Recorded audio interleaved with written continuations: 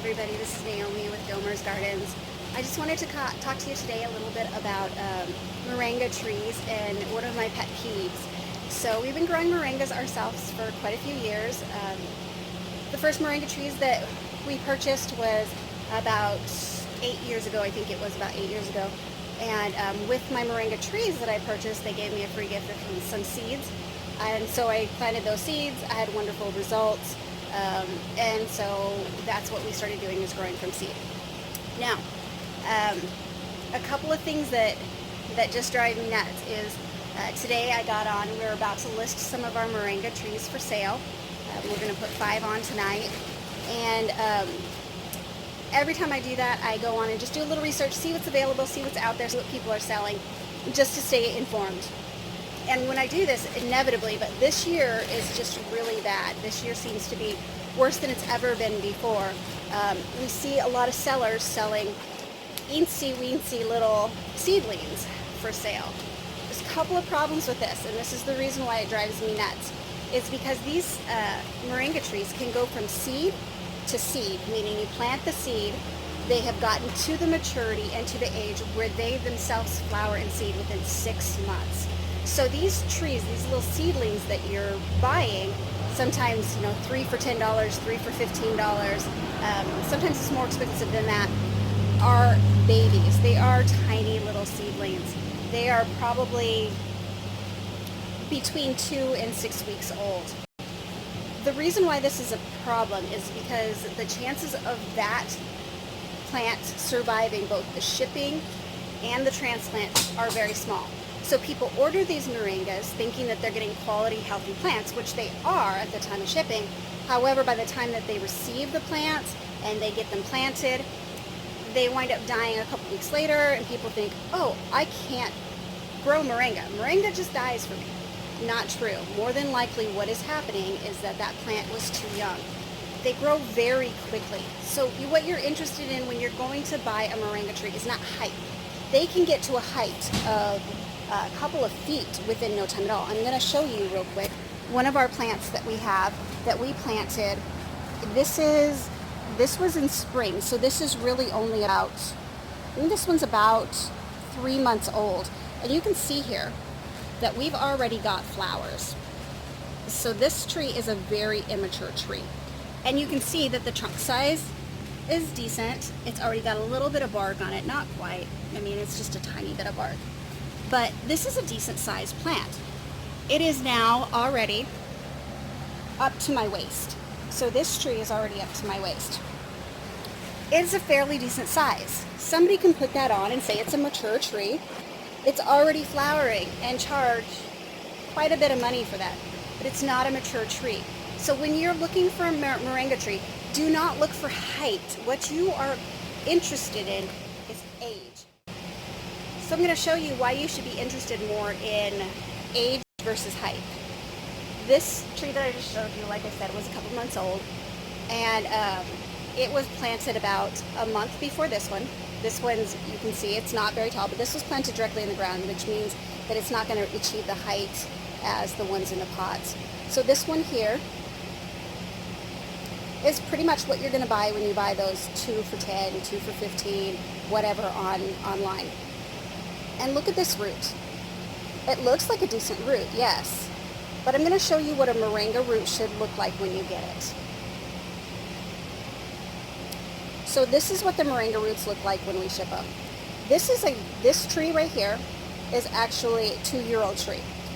This last season we cut it back, and it is growing from the root. This was one of the ones that the top died from freeze. We had some weird freezes here in Arizona that just destroyed the top, so we cut it back. And this one right here would not be one that you would get when you order from us, because we would keep, this one's one we will be keeping for seed production. But this is what the roots would look like with any of the plants that we ship. You can tell the difference. What you're purchasing, we sell these ones here for, I think this one's a $35 tree, versus what you're going to pay, what you're going to get when you pay the cheap prices, and the reason why it's going to die. So this is a good, healthy root system here. It's got beautiful tubers on it. We also have this one here. This one you can see another example of the roots. So it's not as intricate as that other one, but you can see that tuber is just giant. So this is a healthy tree. You'd want to receive something like this as opposed to something like this. This will not survive transplant, more than likely. So it's going to make it incredibly hard to grow. When you get your plants, if they still have the leaves on them, expect them to die. Leaves, when you ship a moringa tree, the leaves are going to die. It's just expected. That's why you want them cut off. You want them, when you get them, you want the tree to be cut back. It doesn't have to be completely cut back, but you want the stems and the leaves to be cut back. If you get any leaves at all, it should be just the top leaves. We don't ship them that way. We cut them back. We will cut this one back to probably, we try to do it between 18 and 12 inches when we ship them. That way when you get it, you're going to have places, the leaf nodes, where you're going to get new growth. And I'm going to show you what that new growth is going to look like.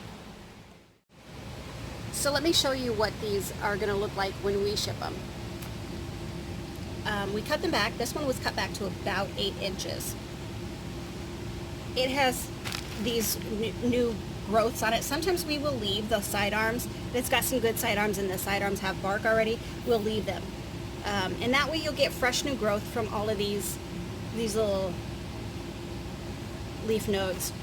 So that is a healthy plant to get, something like this, and then it'll have that nice big taproot on it. This is going to survive. Even if we cut it off completely at the base and all you got was the taproot, that's going to survive and it's going to thrive. It's going to make sure that if it freezes, that taproot's going to survive. In the superheat, it's going to survive the superheat. And it also is going to survive the transplant, whatever. You could put that taproot in the ground and just leave it there for a good long time. Excuse me, not in the ground, but just anywhere. Leave it without planting. And it's going to survive. It is going to thrive once you get it into the ground. They can set for up to a year and then be put in the ground and do just fine. So that's what you're looking for. Do not be suckered in by buying some cheap little plants. It's not going to work. It's going to wind up making you feel like you're a failure. Spend the extra couple of dollars and a good genuine plant with a good taproot. You're going to be successful. You're going to be happy. You're going to be able to use all the parts of this tree. You're going to get seeds of your own. The seed pods, when they grow, are amazing. They taste like young asparagus. I love them. You saute them with just a little bit of olive oil or garlic and butter. They are so good. You can use every part of this plant. I am a true moringa believer.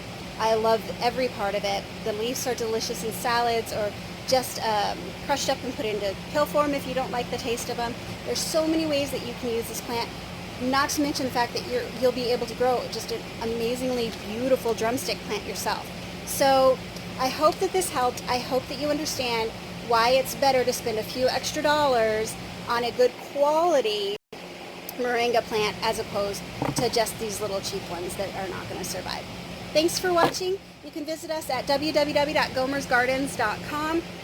That is where we are going to list our moringa trees for sale. There will be 5 available tonight, and then after those 5 are sold, within 1 or 2 weeks, we will have a few more for sale. We are also going to have some of our super rare Hildebrandt and Duardi. We don't have any of our Stenopatellas that will be available yet. Those are all different types of moringas, just really rare, more expensive ones. So they will be listed again very soon. So check back. Make sure that if we are already sold out of the moringas, if you favorite our shop, then every time I list new ones, it will send you a notification. That way you would be able to be one of the first ones to get them. All right, again, thank you for watching, and we hope that you understand everything we were saying, and happy growing.